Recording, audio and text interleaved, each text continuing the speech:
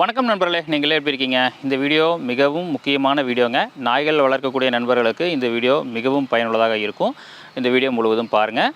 அது மட்டும் இல்லாமல் நாய்கள் வளர்க்கக்கூடிய நண்பர்களுக்கு இந்த வீடியோ இந்த சமயத்தில் கண்டிப்பாக நீங்கள் ஷேர் பண்ணணும். ஏன்னா இன்றைக்கி பார்த்துட்டிங்கன்னா பார்வோ அப்படிங்கிற ஒரு டிசீஸ் ரொம்ப அதிகமான வேகத்தில் பரவிட்டு இருக்குதுங்க. என்னோடய நாயும் கிட்டத்தட்ட ஒரு வாரமாக அதில் ரொம்ப சிரமப்பட்டுருக்குது.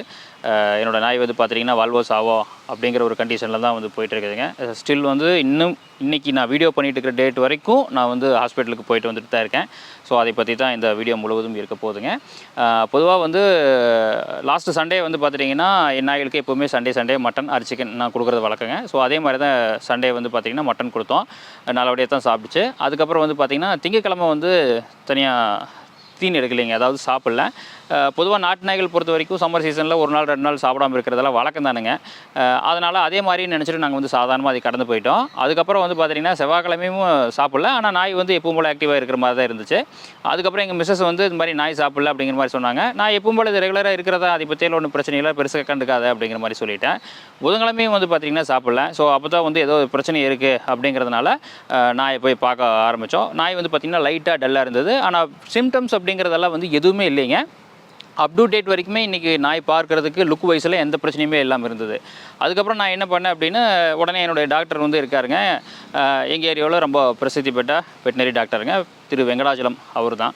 அவர்கிட்ட கால் பண்ணி சொன்னேன். நான் வெளியில் இருக்கிற ரமேஷ், நீ ஏதாவது ஒரு ஆன்டிபயோட்டிக் வாங்கி கொடுத்துரு அப்படிங்கிற மாதிரி சொன்னாருங்க. அதாவது பேராசிட்டமால் வாங்கி கொடு, ஒன்றும் பிரச்சனை இல்லை, ஏதாச்சும் ஃபுட் பாய்சனாக இருந்தாலும் இருக்கலாம், இல்லை ஏதாவது ஃபீவராக இருந்தாலும் இந்த மாதிரியெல்லாம் இருக்கும் அப்படிங்கிற மாதிரி அவர் சொல்லியிருந்தாருங்க. ஸோ நான் என்ன பண்ணேன், 250 வாங்கிட்டு என் மிஸ்ஸஸ் தான் கொடுக்குற ட்ரை பண்ணாங்க. அது எடுத்துக்கல. அதுக்கப்புறம் நான் அதை பிடிச்சி வாயில் ஒரு 5 ml நான் கொடுத்தேன். அந்த வீடியோவை இணைக்கிறேன், நீங்கள் அதையும் பாருங்கள். அதுக்கப்புறம் புதன்கிழமை அன்னைக்கு இதுதான் நடந்ததுங்க. அதுக்கப்புறம் வியாழன் ஆயிடுச்சு. வியாழனும் சாப்பிட ஆரம்பிக்கல. அதுக்கப்புறம் தான் எனக்கு கிட்டத்தட்ட 4 நாள் நாய் சாப்பிடாமல் இருக்கும்போது ரொம்ப சிரமமாக போயிடும் அப்படின்னு சொல்லிட்டு எல்லாரும் செய்கிறது தான். ORS, 2வது குளுக்கோஸ் எல்லாம் தண்ணியில் மிக்ஸ் பண்ணி நாங்கள் கொடுக்க ட்ரை பண்ணோம். ஸோ நாய் அதையும் எடுத்துச்சு. சரிங்களா? ORS குடித்தோடனே, குளுக்கோஸ் குடித்தோடனே எனக்கு கொஞ்சம் நம்பிக்கை ஆயிடுச்சு. என்ன அப்படின்னு பார்த்தீங்கன்னா, தண்ணி குடிக்கும்போதே உங்களுக்கு தண்ணி குடிக்குது அப்படின்னாவே ஓரளவுக்கு நல்லா இருக்குது, அதோட ஃபங்க்ஷன் எல்லாமே நல்லா இருக்குது அப்படிங்கிற மாதிரி தான் அர்த்தம். ஸோ அதனால் நான் என்ன பண்ணேன், ORS கொடுத்தோடு நிறுத்தாமல் எங்கள் ஊர் வெட்டினரி ஹாஸ்பிட்டலுக்கு எடுத்துகிட்டு போனாங்க. வேறு வழியே இல்லை. பக்கத்தில் தேடி பார்க்கும்போது பெட் கிளினிக் எங்கேயும் இல்லைங்க. இருந்தது, ஆனால் என்னுடைய கண்ணுக்கு படாமல் இருந்தது. அதுக்கப்புறம் நான் என்ன பண்ணேன், என் பையனை பிடிச்சி நாய் வளர்க்கட்டாயமாக கவர்மெண்ட் ஹாஸ்பிட்டலுக்கு எடுத்துகிட்டு போயிருந்தேங்க. ஸோ அங்கே போய் பார்க்கும்போது அங்கேயும் நிறையா நாய்கள்லாம் வந்திருந்தது. நான் கவர்மெண்ட் ஹாஸ்பிட்டலுக்கு எடுத்துகிட்டு போகும்போது ஆடு மாடு தான் நிறையா வரும்னு நினச்சிட்டு இருந்தேன். ஆனால் இந்த டைம் போய் பார்க்கும்போது நிறைய பப்பிகள் எடுத்துகிட்டு வந்திருந்தாங்க. வேக்சினேஷன் பண்ணுறதுக்கு எடுத்துகிட்டு வந்திருந்தாங்க. கடிப்பட்ட நாய்கள், 2வது அடிபட்ட நாய்கள் எல்லாமே இருந்தது. போய் பார்க்கும்போது டாக்டர் அவர் சரியாக தான் கேட்டாருங்க. அவர் என்ன கேட்டார் அப்படின்னு பார்த்தீங்கன்னா, அவர் பார்வோவாக இருக்குமோ அப்படிங்கிற ஒரு கோணத்தில் தான் அவரும் திங்க் பண்ணார்.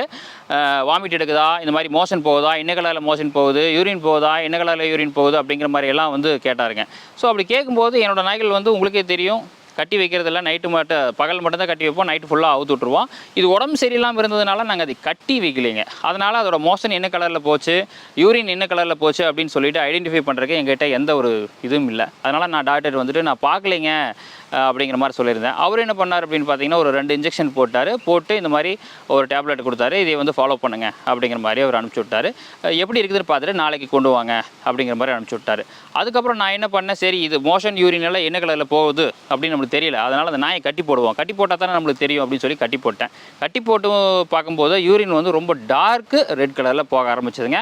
ஆனால் இதில் ஒரு மிகப்பெரிய விஷயம் என்ன நடந்தது, எனக்கு ஏன் சந்தேகம் வரல அப்படிங்கிறது நான் உங்களுக்கு சொல்லிடுறேன். அதாவது பார்வோ வந்துருச்சு அப்படின்னாவே உங்களுக்கு தெரியும், வாமிட்டிங் நிற்காமல் பண்ணோம்.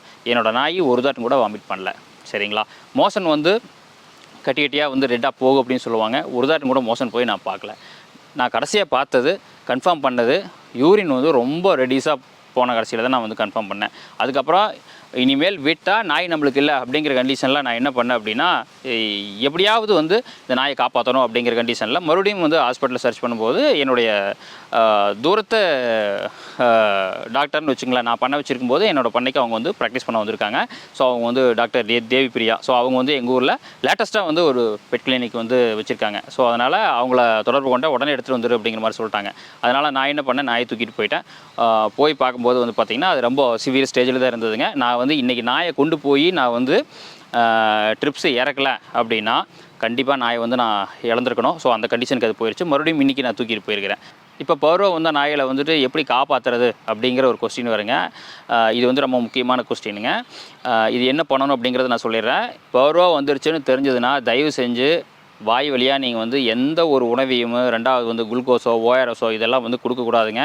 நீங்கள் கொடுத்தீங்கன்னா அந்த நாய்க்கு வந்து ஏகப்பட்ட பிரச்சனை தான் வந்து அதிகமாகும் மொழியோ இந்த நாய்க்கு வந்து பர்வோனால் பிழைக்கிறதுக்கு உண்டான வாய்ப்பாக அது அமையாதுங்க. அதனால் நீங்கள் என்ன பண்ணுங்கள், முதல் வந்து ஒரு 2 நாள் 3 நாள் சாப்பிடல அப்படின்னாவே அது ரொம்ப டயர்டாகி போயிடும்.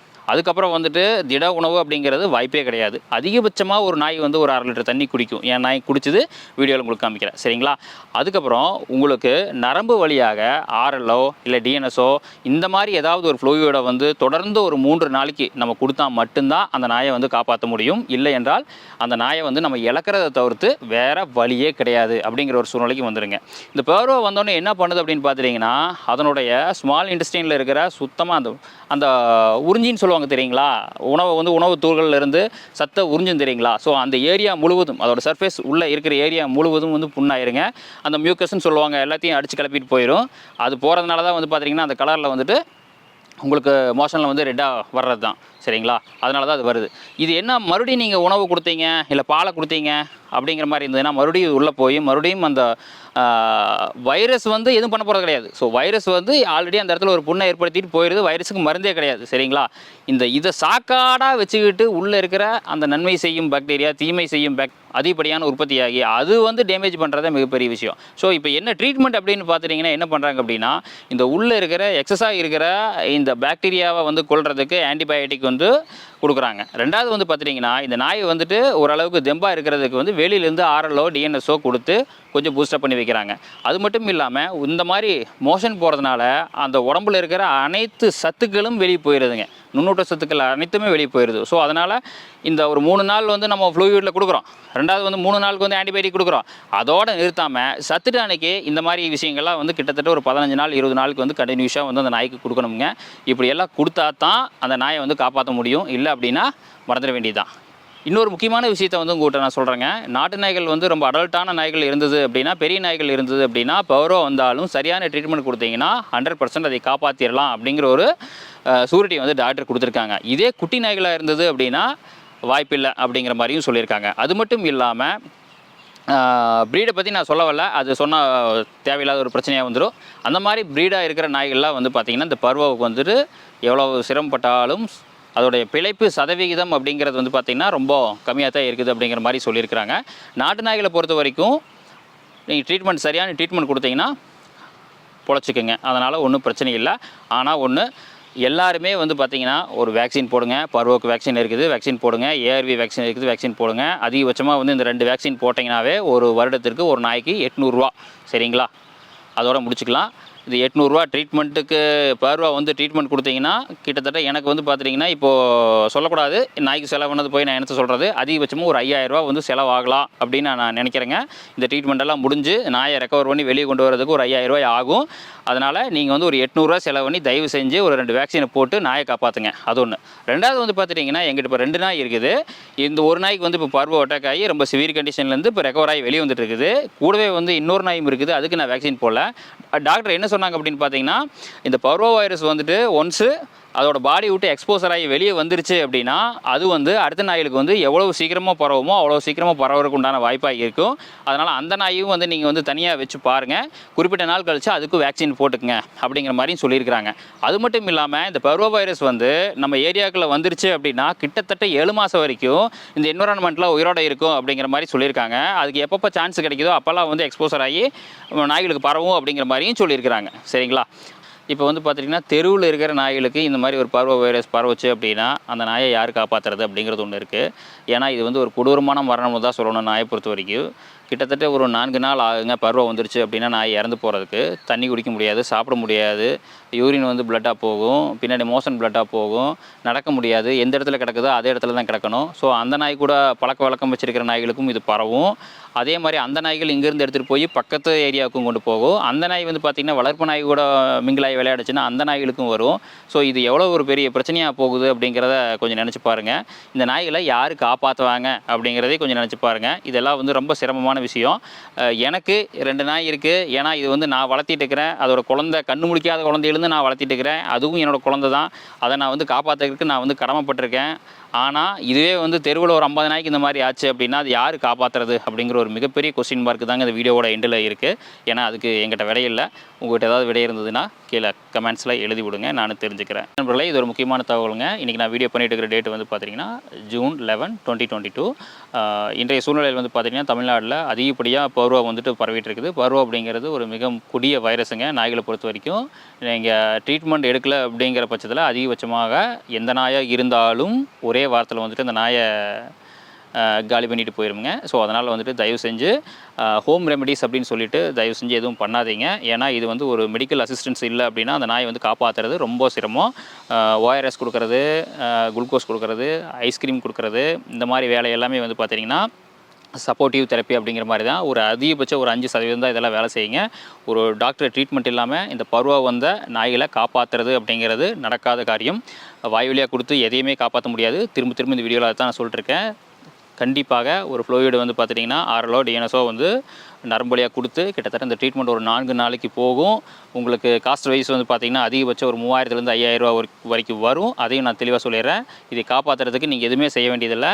2 வேக்சின் தான். பர்வோக்கு வேக்சின் இருக்குது. அதே மாதிரி ARV ஆன்டி ரேபீஸ் வேக்சின் இருக்குது. அதிகபட்சமாக வந்து பார்த்திங்கன்னா ஒரு 1000 ரூபா தான் ஒரு வருடத்துக்கு. எத்தனையோ நண்பர்கள் வந்து பார்த்திங்கன்னா வீடுகள்லேயும் தோட்டங்கள்லேயும் இந்த மாதிரி காடுகள்லேயும் பண்ணை இடங்கள்லையும் வந்து பார்த்துட்டிங்கன்னா நாய்கள் வளர்த்திட்டு இருப்பீங்க. தயவு செஞ்சு வேக்சின் போட்டு உங்களுடைய செல்ல நாய்களை வந்து காப்பாற்றுங்க. சரிங்களா? நன்றிங்க. மற்றும் ஒரு வீடியோவில் சந்திக்கலாம்.